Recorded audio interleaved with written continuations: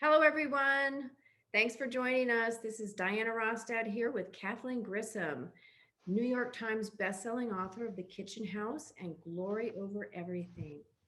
Kathleen, thank you so much for being here. Well, thank you for having me, Diana. I appreciate this a lot.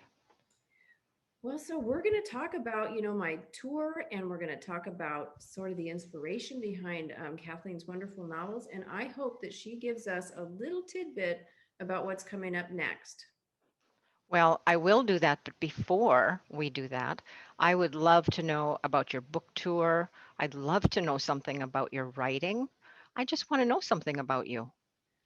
Well, I mean, the tour is interesting, and as an author now, writing is just such a different animal. I'd be holed up in my little world with my characters and my storyline and my whiteboard and all my tools, but now I'm sort of out in the world, on airplanes and going to bookstores and shaking hands, and I hmm think you know and I'm so surprised. Launching a book has been so very different. And I think Kathleen, you and I have talked about this, that I've just been learning something new almost every week, whether it's hmm how to edit a video or, how to do Facebook ads and stuff. And so it's just such a different animal. And I have found, I've never been a natural public speaker. I've always been kind of terrified, but I do love to go out and, talk to the readers because they're readers just like me. And so yes, I love that. I love going out and just meeting the readers one on one. It's very cool. hmm So That's kind of what happened for me at the beginning. I was just really frightened.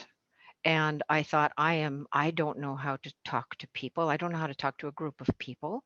And I'm more of an introvert, I think. And so the idea of standing there and speaking ahead of a group of people, well, some of that was kind of taken care of when I would go to a book event and there'd be maybe five people. So that was good for my ego, which diminished at that point. And then let me realize that when I started to talk to these five people, they were just readers the same way I am. And they just wanted to know why I wrote these stories or why I wrote these books. So that helped me relax a whole lot. And now I love talking to my readers. and those Yeah, smaller, I found that those smaller, crowds, I mean, it's just so much more intimate. I get the chance to talk to everyone. I know. Exactly. Exactly. So so tell me then why you wrote this book. What what got you going on this book? You It's your know, first one, right? I know I just saw this article on CNN Mhm. and about the orphan train, and I was astounded. I'd never heard of this adoption phenomenon. Mhm. From there, the kids that were standing on those old, train platforms and Mm. trains, they just reminded me of the kids on my caseload from South Central Los Angeles. I used to Mhm. have a caseload of youthful offenders, and it was basically Ah. a job to get them a job. And they Mm. had the same backgrounds as these kids. They were, one always one parent missing, the other in jail, raised by a Mhm. grandmother or an auntie. Mhm. Big gangs, very kind of similar backgrounds. And so I really felt like I was the right person to write their stories. And so um yeah, so that was Well, you were the right person to write this story because it really came through. thank And you. that's what makes it really special is that you could feel these characters, you could feel the children, and you knew it was authentic. You can tell when there's an authentic voice in there.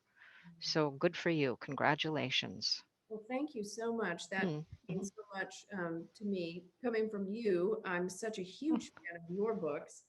And I had just recently listened to The Kitchen House when I was off on my mhm, tour, just mhm, to calm down, meditate, and oh my gosh, I got to enjoy your characters and that special place that you created all over again. It was just amazing. Can you tell me what inspired you to write The Kitchen House? mhm. Yes, I can. I saw an old my husband and I were renovating an old plantation home. We didn't realize that's what it was. We thought it was a stagecoach stop in a tavern, and it was. It had been. It was built in 1830. But we moved down from up north, and while we were renovating, we discovered that it had also been a working plantation. And then someone showed us a map. We were shown a map, an old map, and we could find our place, and that had been named Harvey's Tavern. But about a half mile away on that map, there was this handwritten notation that said Negro Hill. And I became obsessed with wanting to know what happened there because I drove over after I saw this, and it was just this beautiful vista. It was these beautiful rolling hills. And I sat there for the longest time. Nothing was on these hills, overlooked um, these cattle that were grazing, and it was just beautiful. Mm, So I started that. That got me started, and that there was a whole long series of events, but eventually it really, I call this writing a spiritual thing. It's a spiritual gift where I had the inspiration and then I followed through.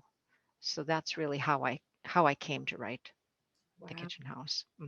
I'm getting chills just hearing that. I mean, Are it's you? almost like, those spirits from the past came to you and they wanted to be heard, right? Well, Diana, when the way that I always know that I'm doing a good job is that my characters will give me chills. Mm, And I know then that somehow I'm doing what I'm meant to be doing. yeah. So, and often when I'm speaking to book clubs, they'll say, "Oh, I'm getting chills. I'm getting chills." And I just say, "Well, that's just these souls to me that are letting us know that they're present." So that's the way I feel about it. That's my own personal feeling. How others feel about it is their business, but that's my personal feeling. Wow. That's Yeah. so wonderful. And I've heard that before from other authors like Eric, Mhm. how characters come to her. So I definitely hear that. Yeah. Yeah. So many of your characters in this book, and well, a few, not so many of them, but I have a hard time writing bad ends and scenes for my characters that I love so much because I just fall in love with my characters. Mhm. Some of your, just beloved characters, meet tragic ends, and Mhm. it's heartbreaking for us as a reader. As a writer, how is that process for you? Um, well, I was talking to a book club yesterday and they said, "How do you do these violent scenes?" And I said, "Well, the truth is, I can sense them coming. I know something's coming. So I'll get up and I'll start to pace, and then I'll make myself sit down and I'll write a sentence. I'll start to cry. And a lot of times I just cry my way through the scene as I'm writing. Then I'll get up, I'll pace some more, and I'll keep on writing. That's the way I work my way through those scenes. Oh, I didn't want to. There were times where I wanted to stop in both of the books. I did not want the scenes. I didn't want to know. And then I really had to, after I spent some quiet time, I really had to understand and have a talk with myself and say, listen, if these people could live through these things, then you should be able to buck up enough to be able to write about them. mm, So that's how I faced it and did it and got through. oh, But it wouldn't be my first choice, yeah, yeah, that right? is. Writing about violence, right?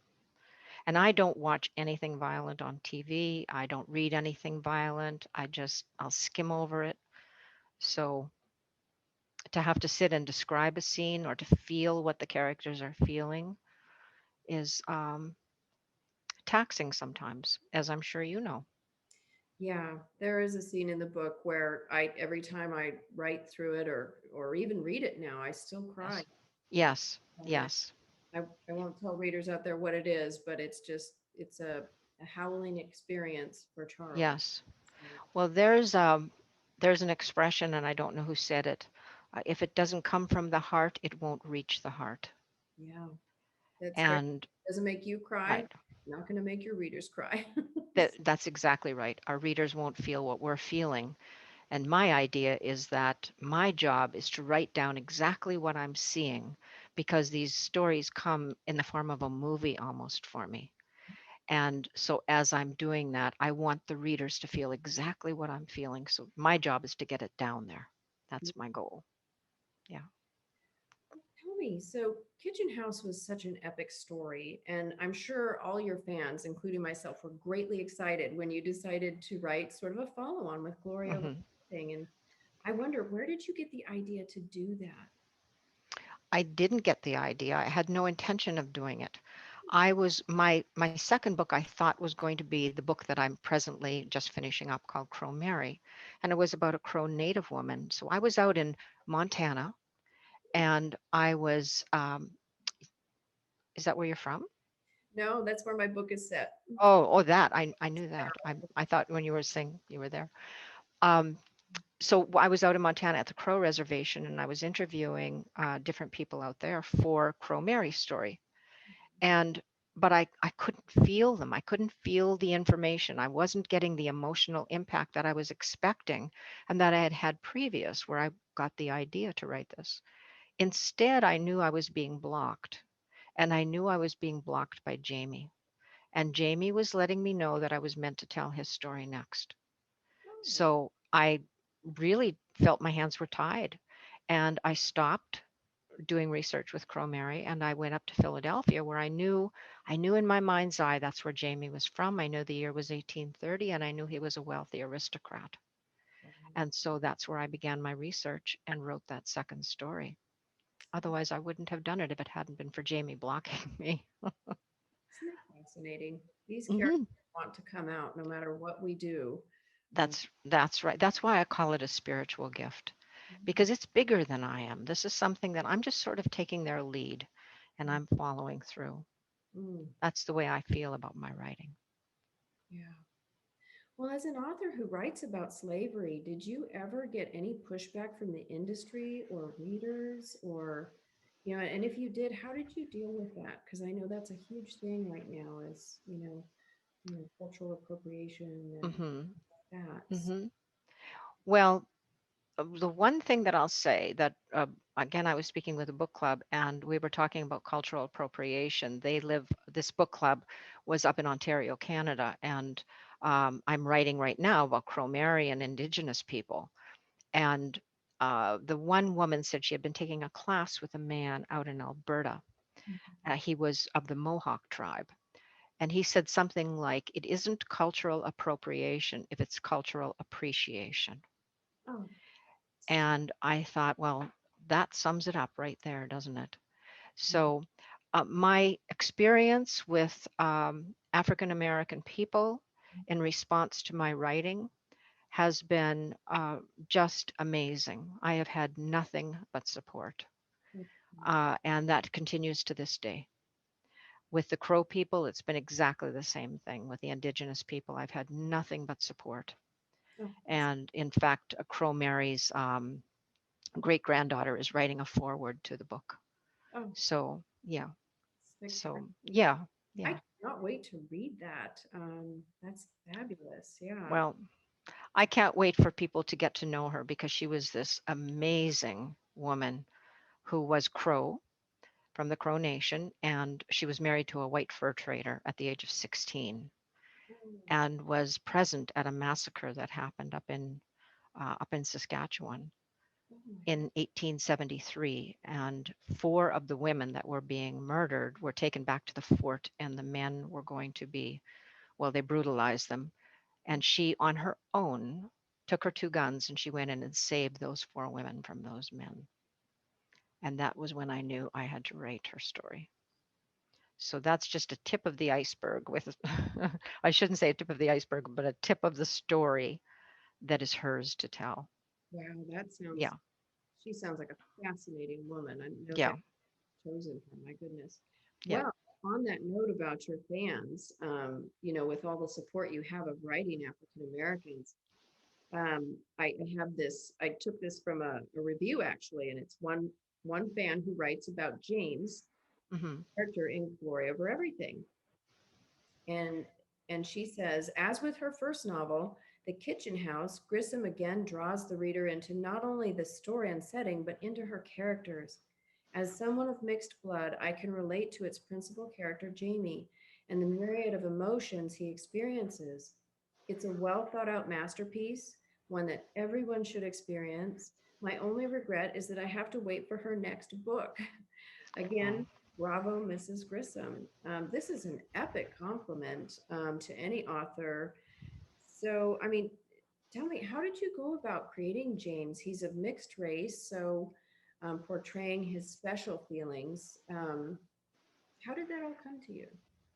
Well, see, Diana, this is where we know that this isn't about Kathy. This is about a spiritual gift. These characters come and they come fully themselves. They somehow pull me in so that I'm seeing life through their eyes and I'm experiencing what they're experiencing. I'm feeling what they're feeling. So each character that comes into the story pulls me in. So I have this unusual viewpoint, and it's remarkable, really, for me to experience this. So I just write what I feel and what I see through their eyes. So The I don't make these characters up. They come fully formed. I'm sure you had the same thing happen. wow. Hmm. I'm just, starting out. So with You Belong Here Now, so many of those characters were Hmm. lifted from my family members. And so Hmm. it was Hmm. really easy to, get into their skin. But I had a very kind of a similar feeling about Lord Byron, and I spent 9 years researching and writing him, and because he's a very misunderstood Hmm. literary figure in our history. Hmm. So, and I really felt like, I felt like I could be him. I could get into his Hmm. skin and understand him. I didn't Hmm. have quite the same experience, but I think, a lot of us writers really just want to show people a portion of history in Hmm. such a realistic way, and especially when it hasn't been done. People don't really understand or know, or maybe they've misunderstood. And for Hmm. me, I felt like Lord Byron was greatly misunderstood. And so yeah, so I Was my so deep was Lord Byron a book that you wrote? Did you write that? yeah, yeah, the Craving Void is in the drawer. You know, Oh, way back, the literary industry from time to time decides that, things are dead, as you well yes, know. yes, yes. So by the time I got this, thing so beautiful and lovely and gorgeously written, they had proclaimed that, biographical fiction was dead. So he's in the drawer and he's kicking to get out, and we'll see what happens with him. But I am Oh, kind of my next book is going to be an Americana as well. So it'll follow on really well to You Belong Here Now. So we'll see what I do with that, or okay. if I grow Well, enough. I for one would be reading Lord Byron. I would love to read that. That sounds fascinating. Yeah. Hmm. Yeah. Because you're right, he was misunderstood, I think. The little I know. Yeah. Hmm. Yeah. Yeah. He really was an orphan. I think I'm very attracted to these orphans. I don't know. There's just something so, um, there's so much sympathy I have for them. And I don't know if it was that old, job of mine, Hmm. working, youthful Hmm. offenders, but, Hmm. um, I it's, don't think we have to figure out why we're inspired.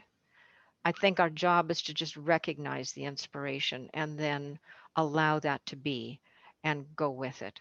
Because I know that when I'm inspired and then I start to follow through on research, I get excited. yeah. And when I'm excited, that's how I know I'm on the right track.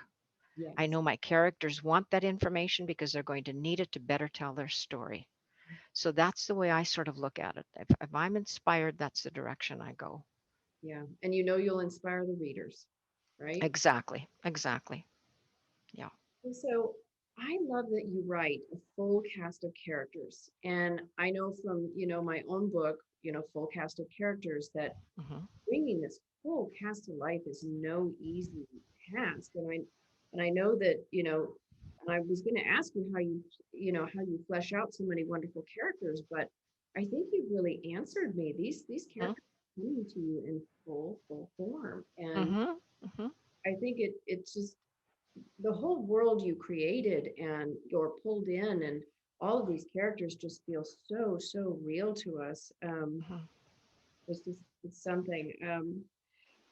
So your work has made a really deep and lasting impression on us readers in these places you take us to.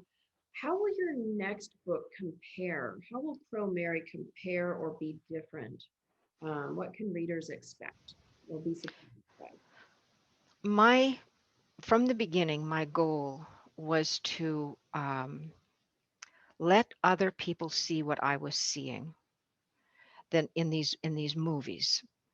And people said, well, you know, as a white woman, how can you be writing about Black people, or how can you be writing about the Black experience? And uh, my feeling was that I'm just writing about other human beings. They happen to be experiencing these things at the time. So that's the way I'm feeling now with Crow Mary. The difference is that this is a different culture.